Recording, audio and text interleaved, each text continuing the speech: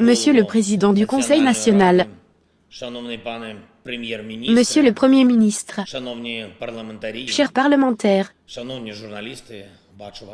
chers journalistes, cher peuple slovaque, Pozdravujem vás Kyjiva. C'est un honneur pour moi de m'adresser à vous aujourd'hui. Et je veux commencer par des mots de gratitude pour toute l'aide que la Slovaquie a apportée à l'Ukraine. Nous apprécions grandement votre soutien en matière de défense et votre détermination dans ce soutien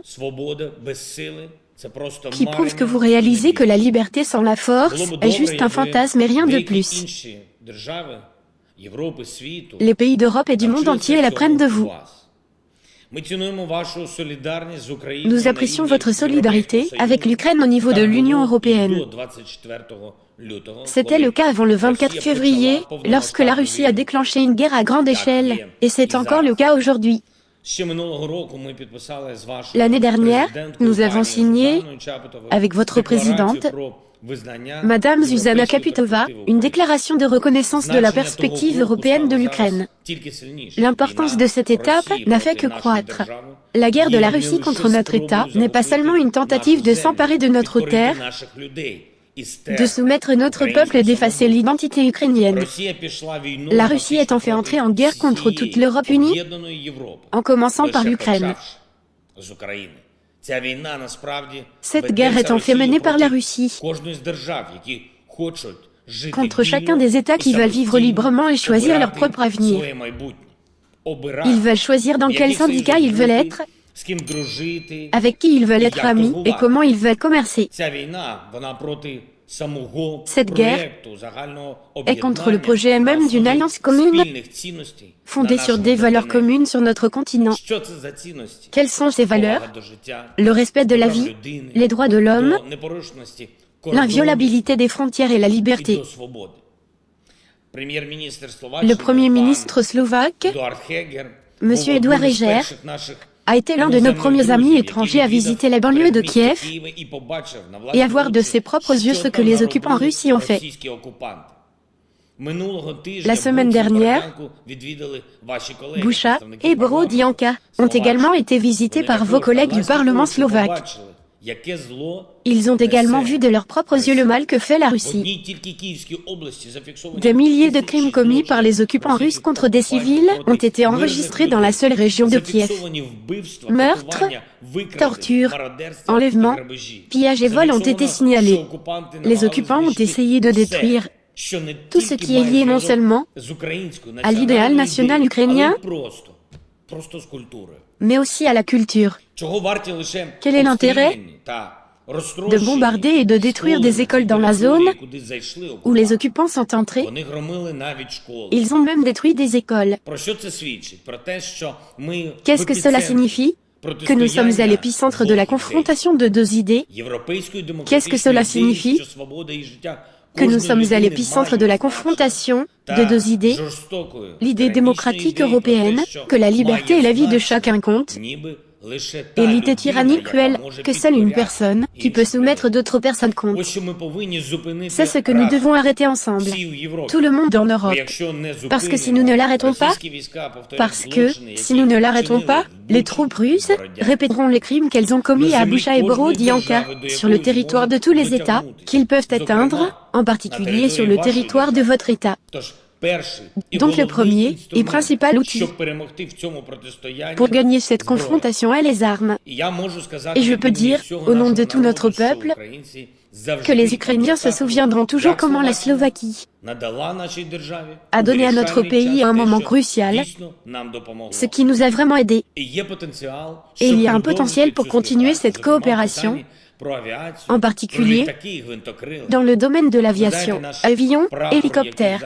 Vous savez, notre drapeau, qui est maintenant très souvent vu par tous les Européens dans leur ville, je leur en suis reconnaissant. Il reflète notre terre fertile, des champs de blé jaune, et aussi notre beau ciel bleu. Nous avons des gens pour défendre notre terre. Mais dans les cieux, nous avons besoin de plus de soutien, y compris le vôtre.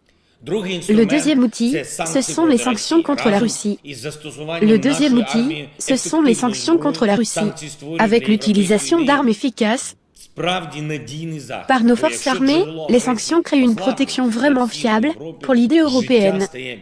Car si la source d'agression s'affaiblit, la vie devient plus sûre pour tous en Europe. L'Union européenne est en train de s'accorder sur le 6e train de sanctions contre la Russie. Et c'est le paquet nécessaire, y compris la restriction énergétique qui est prévue. Je comprends que cela représente un défi pour vous et certains autres pays. Pour la Slovaquie, la question du pétrole russe et de la possibilité de son remplacement n'est pas une question d'action immédiate. Nous comprenons tout. Mais je veux vous donner, en tant qu'ami, un exemple ukrainien, pour que vous compreniez mieux les États-Unis. Depuis longtemps, les politiciens russes ont pour l'approvisionnement de l'Ukraine en vêtements russes. Ils ont offert diverses options supposées rentables, complètement hors marché, bon marché et pratique, surtout pour Moscou. Ils ont proposé d'obtenir une décision politique de notre part sur un plus grand volume de fournitures et un système de paiement plus facile pour le gaz russe. Il n'y a pas si longtemps, l'Ukraine était l'une des principales destinations de vente pour Gazprom. À quoi cela a-t-il mené?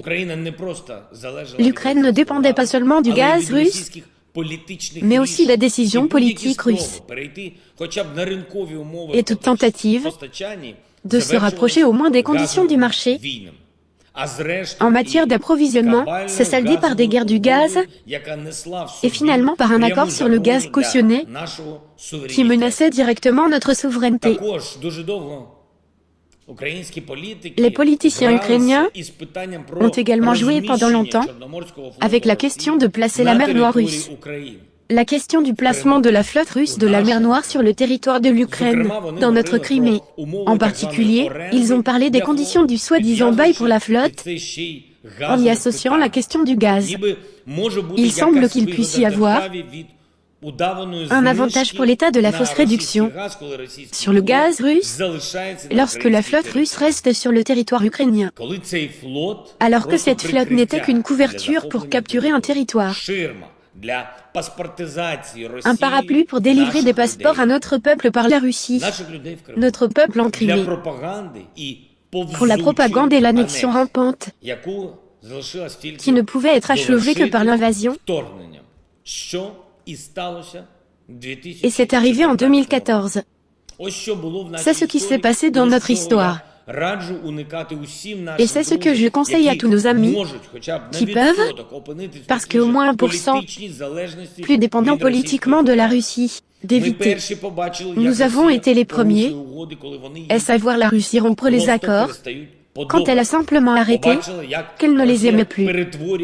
Nous avons vu la Russie transformer les liens commerciaux en une chaîne. Nous avons vu la Russie transformer les liens commerciaux en une chaîne pour maintenir un autre État à ses côtés. La flotte russe de la mer Noire a été utilisée pour capturer la Crimée. Et maintenant, elle nous bloque la mer et tire des missiles sur nos villes pacifiques. Eh bien, la Russie essaie maintenant d'utiliser le gaz pour faire obéir tout le continent européen. Mesdames et messieurs, chers peuples slovaques, l'Ukraine est passée par des erreurs que nos amis peuvent apprendre. L'énergie russe n'est pas seulement une marchandise. Il faut l'abandonner, surtout le pétrole, car c'est vraiment une question de liberté. Oui, la protection de la liberté a un prix. Et le troisième aspect dont je voudrais parler aujourd'hui, il s'agit de l'avenir de l'Union européenne. Les tentatives de la Russie de faire chanter, de diviser et d'affaiblir les Européens montrent clairement que nous tous, sur le continent, devons répondre par une unité encore plus grande, une intégration encore plus grande, même avec une plus grande protection commune de nos valeurs. C'est un élément important de la force même qui fait que la liberté n'est pas seulement une fantaisie. Une unité encore plus grande en Europe n'est possible que dans un seul cas, si l'Ukraine, en ce moment même, dans les conditions de la guerre, obtient une réelle opportunité de se rapprocher plus rapidement de l'Union européenne. La question de l'octroi du statut de candidat à l'adhésion à l'Ukraine en juin de cette année est une question de protection de l'ensemble du projet européen. De même que la question du soutien économique à l'Ukraine. Il est impossible de se battre sans l'économie. Et la Russie fait tout pour détruire notre économie. Par exemple, la plupart des missiles russes qui ont frappé le territoire ukrainien ont touché l'infrastructure économique. Par conséquent, la priorité est d'établir des routes alternatives pour nos exportations, en particulier à travers le territoire de la Slovaquie, et d'accroître le soutien financier de l'Union européenne à l'Ukraine. Et je vous demande d'être notre voix au sein de l'Union européenne, et je vous demande d'être notre voix au sein de l'Union européenne, lorsqu'il s'agit de défendre les positions pertinentes contre les doutes destructeurs de ceux qui accordent moins de valeur à la liberté que vous. Après plus de 2 mois de guerre totale, les Ukrainiens, ainsi que tous nos amis du continent européen qui ont fait preuve de solidarité dans la défense de la liberté, ont prouvé que Moscou ne pourra jamais répéter ce qu'elle a fait en 1968 et toutes les autres tentatives de propagation de la tyrannie. C'est d'ailleurs ainsi que j'interprète la décision de me décerner votre prix d'État d'Alexandre Dubček. Je vous en suis reconnaissant. Mais pour vraiment répondre pleinement à la moquerie de la liberté à l'époque, en 1968, et aux tentatives de moquerie de la liberté aujourd'hui, nous devons encore nous battre. Nous devons renforcer notre unité et faire pression sur la Russie, jusqu'à ce que nous voyions que la victoire a été obtenue. Je sais qu'une conférence des donateurs se tiendra à Bratislava en juin pour activer l'aide à l'Ukraine. Je suis reconnaissant à tous ceux qui participent à son organisation, y compris le groupe de réflexion Globsec. Et je crois que nous pourrons discuter sur ce site de Bratislava de projets concrets visant à rétablir une vie normale dans différentes régions d'Ukraine. Car plus nous coopérons activement, plus nous faisons pression sur la Russie, et plus nous renforçons l'unité européenne, plus les contours de notre victoire sont clairs. Notre victoire. Merci, Slovaquie. Gloire à l'Ukraine. Et si tu as aimé cette vidéo, n'hésite pas à la partager avec tes amis, à nous laisser un like et à t'abonner à la chaîne si tu ne l'as pas encore fait.